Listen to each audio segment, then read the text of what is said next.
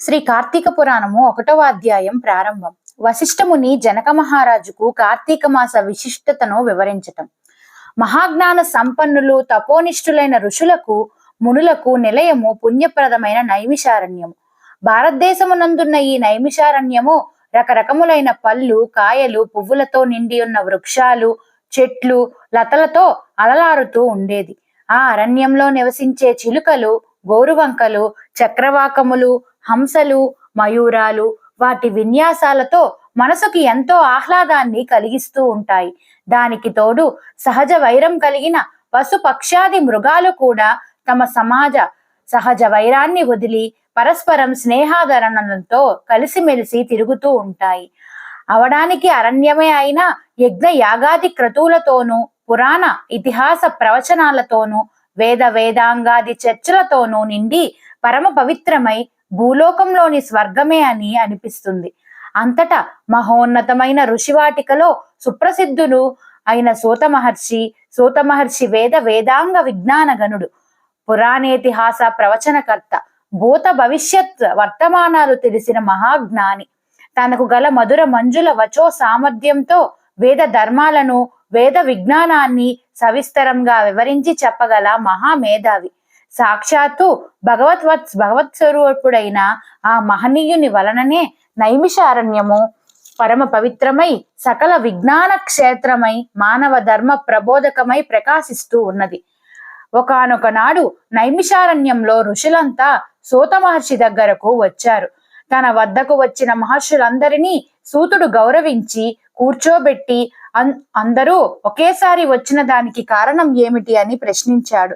వచ్చిన వారిలో ఒకడైన ఋషులందరికీ నాయకుడైన సౌనకుడు సూత మహర్షిని నమస్కరించి, మీ కారణంగానే మేమంతా సమస్త వేద విజ్ఞాన సంపన్నులమై, కర్మ ధర్మాచరణ ప్రవక్తులమై, యజ్ఞ యాగాది జప తపోనిష్ఠులమై వృద్ధి పొందుతున్నాము.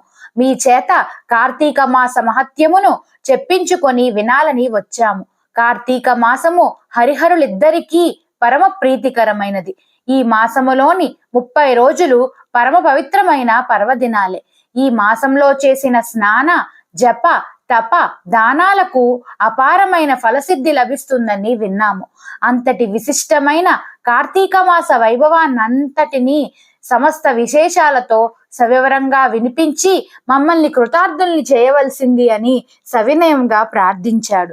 సూతుడు, మునిజన శ్రేష్ఠులారా, మీ కోరిక పరమ ఆమోదకరము. మీరన్నట్లయే కార్తీక మాసము అత్యంత పుణ్యప్రదమైనది. ఈ మాసం కేవలం హరిహరులకు మాత్రమే కాదు, సమస్త దేవతలకు ప్రీతిపాత్రమైనది. ప్రతి మాసంలో ఏదో ఒక రోజు మాత్రమే పర్వదినం ఉంటుంది. కానీ కార్తీక మాసంలో 4 రోజులు మహాపర్వదినాలే. ఈ మాసం ధర్మ కార్యాచరణలకు, నియమ నిష్టలకు నిలయము. ఈ కార్తీక మాస మహత్యం విన్నవారికి పుణ్యగతులు లభిస్తాయి. ఈ మాసంలో కర్మసాక్షి అయిన సూర్య భగవానుడు తులారాశిలో సంచరిస్తూ ఉంటాడు. కనుకనే ఈ మాసంలో చేసిన పూజలు, వ్రతాలు, దాన ధర్మాలు, దీపారాధనలు, నక్తములు, ఉపవాసములు, పురాణ శ్రవణములు అనేక జన్మలలో చేసిన పాపాలను పరిహరింపచేసి పుణ్యగతులను ప్రసాదిస్తాయి. అభీష్ట సిద్ధి లభించి జీవితం సుఖమయమై సాగిపోతూ ఉంటుంది. ఇహపరాలలో ఉత్తములై వర్ధిల్లుతారు. మానవ శ్రేయోభిలాషులై తరించే మీకు ఈ పురాణాన్ని వినిపించడం వల్ల నేను ఉత్తమ గతిని పొందుతాను అన్నాడు. మహామునులారా, ఈ కార్తీక పురాణమును గురించి స్కాంద పురాణంలో ఉంటుంది. దీనిని మొట్టమొదట పరమేశ్వరుడు పార్వతీదేవికి, శ్రీమన్నారాయణుడు శ్రీ మహాలక్ష్మికి, చతుర్ముఖుడు నారద మహర్షికి, నారదుడు వశిష్ఠ మహర్షికి, వశిష్ఠుడు జనక మహారాజుకు వివరంగా చెప్పారు. వశిష్ఠుని దయవలన ఈ కార్తీక మాస మహత్యాన్ని వినే అదృష్టం నాకు కలిగింది. నేను విన్న ఈ విశిష్టమైన పురాణాన్ని మీకు వినిపిస్తాను. సావధాన మస్తకులై విని తరించండి. ఒకనాటి పవిత్ర దినాన వశిష్ఠ మహర్షి మిథిలా నగరానికి వచ్చి జనక మహారాజు దగ్గరకు వెళ్ళాడు. రాజర్షి అయిన జనకుడు వశిష్ఠ మహర్షికి సగౌరవంగా సముచిత మర్యాదలు చేసి, మీ రాకకు కారణం ఏమిటి అని అడిగాడు. అందుకు వశిష్ఠుడు, జనకరాజా, నేను సిద్ధాశ్రమంలో యాగం చేయాలని సంకల్పించిన యాగానికి నీ సహాయం అడుగుదానని వచ్చాను అన్నాడు. దానికి జనకుడు మహర్షి, మీ యాగానికి కావలసిన ధనాన్ని, అనేక విధాలైన సంబరములను అన్నింటినీ మీ కోరికను అనుసరించి మీకు సమర్పిస్తాను. నాకు నా సంపదలకు ఇంతకంటే గొప్ప ప్రయోజనం ఏముంటుంది అంటూ వినయంగా అంగీకరించాడు. మునిజన శ్రేష్ఠుడైన ఓ వశిష్ఠ మహర్షి, నాకు చాలా కాలం నుండి ధర్మార్థ కామ మోక్షప్రదాయకమైన సర్వపాపహారకమైన కార్తీక మాస మహత్యాన్ని వినాలని కోరిక కనుక నా యందు అనుగ్రహం ఉంచి కార్తీక పురాణాన్ని వినిపించి నన్ను కృతార్థుణ్ణి చెయ్యమని ప్రార్థించాడు. విశ్వ శ్రేయస్సును కోరుకునే వాళ్లకు, భక్తి గల వారికి ఈ విధమైన కోరికలు కలుగుతుండడం సహజమే. కార్తీక మాసం 30 రోజులు పుణ్యప్రదాలైనవి. ఈ మాసంలో చేసే జప తపాలకి, స్నాన దానాలకి, వ్రతాలకి అనంతమైన ఫలితం కలుగుతుంది అని, ఈ మాసంలో ఆచరించవలసిన విధి విధానాల గురించి, ఈ మాస మహత్యాన్ని గురించి స్కాంద పద్మ పురాణాలు 2 వివరంగా చెప్పారు. ఈ కార్తీక మాసంలో సూర్యోదయ కాలానికి ముందుగానే లేచి స్నానం పరమ పుణ్యప్రదం. ఈ మాసంలో గంగా నది సమస్త నదీ జలాలలోనూ, కాలువలు, చెరువులు మొదలైన జలాశయాలన్నింటిలోనూ అంతర్లీనంగా ప్రవహిస్తూ ఉంటుంది.